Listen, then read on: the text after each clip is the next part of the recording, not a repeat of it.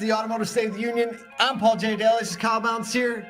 It's the first day of August, everybody. We get to talk about the three magic words: tariffs, Tesla, and AI. Did we do that I think yesterday? we did. Was it tariffs, Tesla, and AI? No, it was something tariffs. else. What was the other thing? Tariffs. It was tariffs. What are we talking about? I don't know. It's right down here. We'll just go find it. With tariffs, Tariffs, EVs. So EVs. We're real on. They used to be more synonymous than they are now. So I know we're consistent. I know it's been so much fun. Kyle's been in town most of this week in our HQ studios. Syracuse. Yeah. And Kyle gets to enjoy some Syracuse weather. Oh, He went for a run this morning. It is Syracuse unbelievable. They allow 55-degree weather up here in Syracuse in August. In I the didn't know it mornings, was possible. there's nothing like sunny 55. It's magical. At 5 a.m. Yeah. This is a 5 Saturday month, Paul. If that's not This is a a 5 reason for Saturday everybody month. to get pumped, Celebrate. ending the summer with a 5 Saturday month, Come on, rolling into August. September. Let's go. I mean, what is I'm what so could we hyped right now. possibly what could possibly get in our way? Nothing. Well, let's talk about tariffs. Okay. Had to go that way, didn't you? I know. But look, this is kind of a big deal, so we're going to talk about it. We're not going to live in this world because who knows when it's going to change. Who It could knows? change by Yeah. 2 p.m. But President Trump's country-by-country auto tariff deadline has arrived, setting off a new round of trade negotiations and recalibrations for global automakers.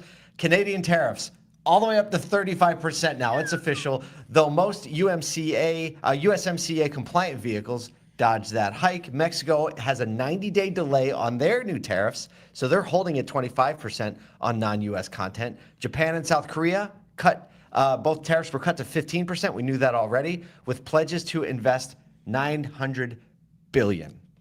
I can't wait till someone crosses the $1 trillion mark on this, Right. but $900 billion in the U.S. into U.S. industry. Japan also willing to take American imports based on U.S. standards, So interesting. meaning now American OEMs don't need to make a different car to export it to Japan. I think that is huge. Wow. Here's U.S. Commerce Secretary Howard Lutnick said, quote, "You can take the car you make in Detroit, put it on a boat, and send it." He should have said ship it, but Which I'll say that seems like an exciting proposition, but like Japan and China are basically all EV. So I don't know what we're gonna ship over there because we basically. Well, I will say, Look. Chevy Bolt coming back. no, I we think don't have people are that in going the to show. want a nice fat U.S. truck. A nice that I got my U.S. truck. It's not going to fit on the roads, but Not at all. my son Miles was just in Scotland, and he came here. He goes, "I can't believe how thin everything is over in It's Europe. unbelievable. The roads are thin, the cars are thin. The people are thin. It's wild. Well, he was in Scotland. He was in Scotland. Okay. The interesting one here is the Canadian hike going to 35%. Now, Trump is playing Trump rules because he's like basically all the negotiations, which is that Mexico-Canada agreement that he put in place in his previous term. They all just skated under the radar. So it's any net new things or things that weren't called out particularly in that. So kind of interesting. And so Japan had, here's a little note from our producer, Nathan. Japan had 16,707 vehicles imported from the U.S. in 2024. That's it? Yeah, enough to cover this one square block, basically. Yeah. Well, maybe it'll be Maybe it'll be more. 20,000 Who next knows? year. Okay. I bet. I mean, it's a great talking point. Send some cars over there. It feels. Somebody there wants a good Ford F-150. Japan is really You know what I smart mean? because they're like, we're going to give them this. Yeah. and make them feel like they want something. That's one of those like make them feel, it's like floor mats. I'm just going to say Japan that. gave us They're floor gonna- mats. Not even all weathers. right? No, just Right. carpeted floor mats. From Walmart. From Walmart. We're getting too bad. It's Friday. You can tell. Speaking of EVs from Walmart. Segway.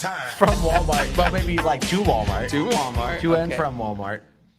Tesla's long-hyped Robotaxi expansion into the San Francisco Bay Area looks more like a rebranded Uber than a self-driving revolution. The cars, they run under Tesla's app, but they still rely on humans behind the wheel. This is not a monitor in the passenger seat. This is a human behind the wheel. Basically, each car has a safety monitor in the driver's seat, making it equivalent to Uber driving using Tesla-supervised full self-drive. So the car's in full self-drive, someone's sitting in the driver's seat just in case.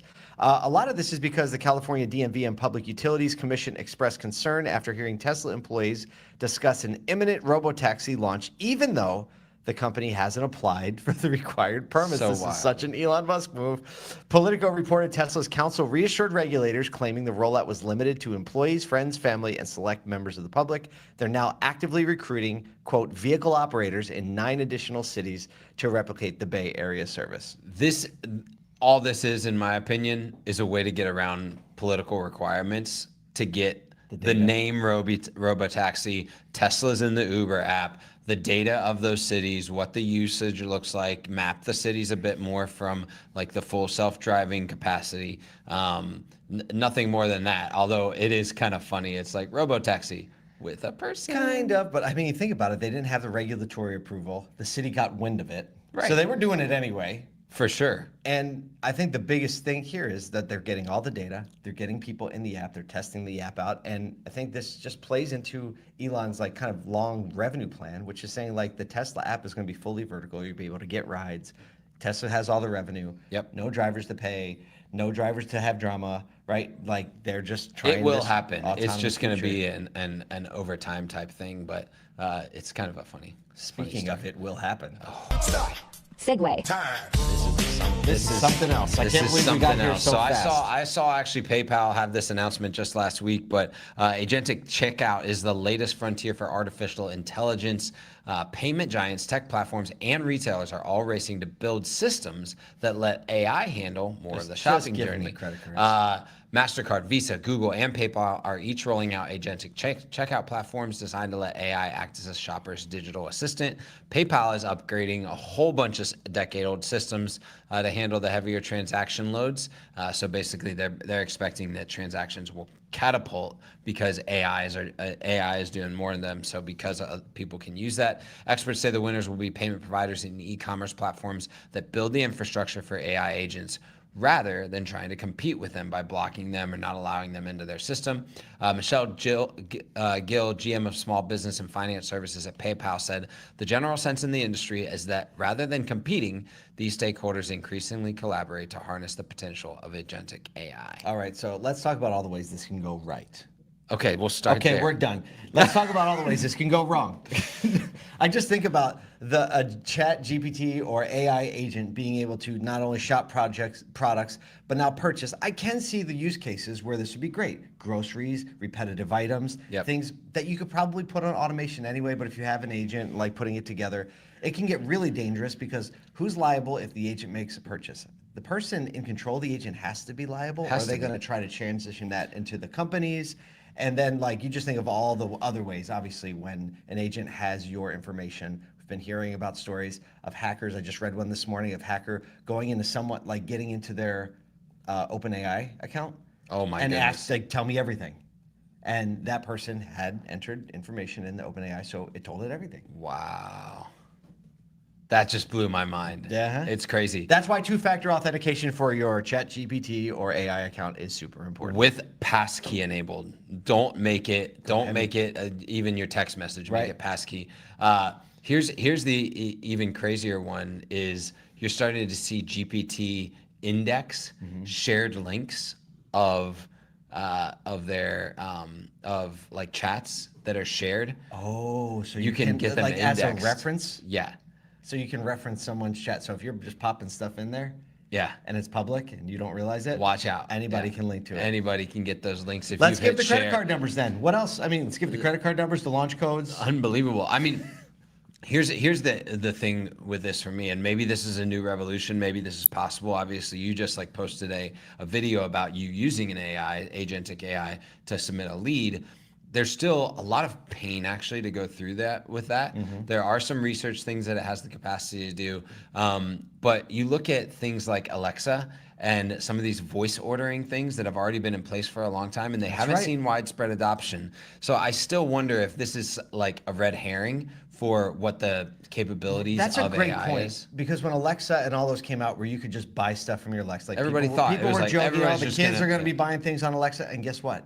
I never hear anything about it. Never. And maybe if you have it tied to your Amazon account, there is that very small part of the population. It's like, hey Alexa, order more toothpaste. Right. Hey Alexa, I need. Right, there are those people, but it hasn't nearly been. It's not widespread. So we'll see. I mean, obviously AI has the ability to think on its own, and as people give it more and more freedom, to think on its own and act on its own. I mean, How that's to raise point the of GDP.